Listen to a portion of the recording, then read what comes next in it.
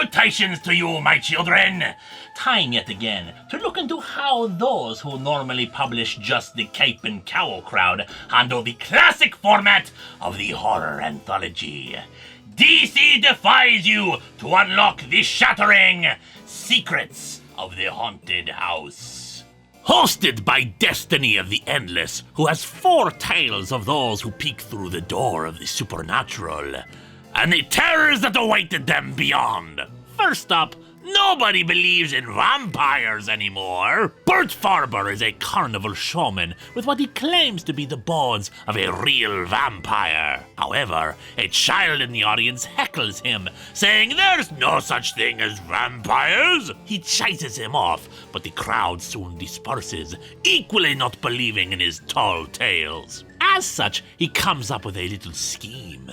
He steals an embalmed corpse and pokes holes in its neck, planning to claim that this man snuck in and took the stake out of his vampire skeleton, reviving the vampire, then drained the man of his blood and went on its way. He further planned to put the bones back later and claim that he tracked it down and restaked it to look like a hero. However, as he carried the bones away, they took on their proper form again, to his horror. You see, Bert may not believe in vampires, but the vampire certainly does. Second in is the story of Selena. In New Mexico is a powerful gamma energy complex, and deep in its center is Selena, who is the one responsible for providing so much power here. She has a new technician who helps her by the name of Frederick Harris, who has been suffering from a cold. He cannot see Selena, but loves her delicate voice. Selena comes from the planet Xeris and lives off of radiation, and Frederick cannot get his mind off of her. When he learns that his girlfriend has been cheating on him, he scares a little girl and tells Selena about it, who is more than happy to tell him how he needed a release from the betrayal he suffered. He later suspects that Selena tricked him with a fake tentacle to discourage people from going inside of her chamber, but he demands to see her apologize straight to his face. He goes in and sees her. She indeed is beautiful. But on her world, her people are very fragile. Why, the slightest breeze could destroy her. Which is why he probably should have waited to get over his cold before entering.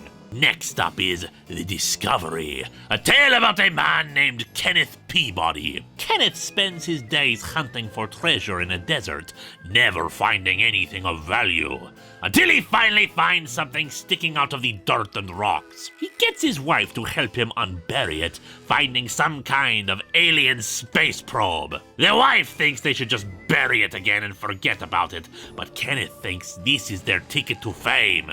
And then a metal tentacle comes out and grabs Kenneth. Don't worry, Kenneth. That's just there to discourage people from looking in on what's inside. Although personally, I want to see now. No, what could possibly be on the other side of that probe? Why, a man who looks very similar to himself, but with antennae. And an equally non-supportive wife who thinks he should give up trying to probe for anything interesting on a desert planet, even if both sides have discovered something quite interesting. Finally, we have a story of learning your own fight, as Destiny himself becomes a character in this tale. Wheel of Fortune! Handsome Brent Ramsey is taking a date out to the carnival. They come across a tent labeled Wheels of Fortune, and he wants to go inside, but she resists, sensing something terrible about it. He goes in without her and meets Destiny, who tells him part of his fate. He will indeed be a great actor like he hopes, but part of his future includes the Curse of Absalom, unless he has the strength to change that. When he asks for more information, Destiny vanishes, and a guard tells him they never had a fortune teller working there. Looking up Absalom, he discovers that he was the oldest son of King David in the Bible, handsome and more beloved than the king, and plotted to overthrow his father. But his fate was to get his hair caught in a tree and killed. He does not make the connection to himself other than being so handsome. Later, his date from the carnival wants to speak to him, but he discards her, casually shoving her into the path of a car by accident. He flees, not wanting to be connected to an accident or even potential murder. At a restaurant, he admires his face in the mirror, until the reflection changes to the woman he killed. He withdraws from the ghostly image, right into a fan, which his scarf gets caught in, and he chokes to death.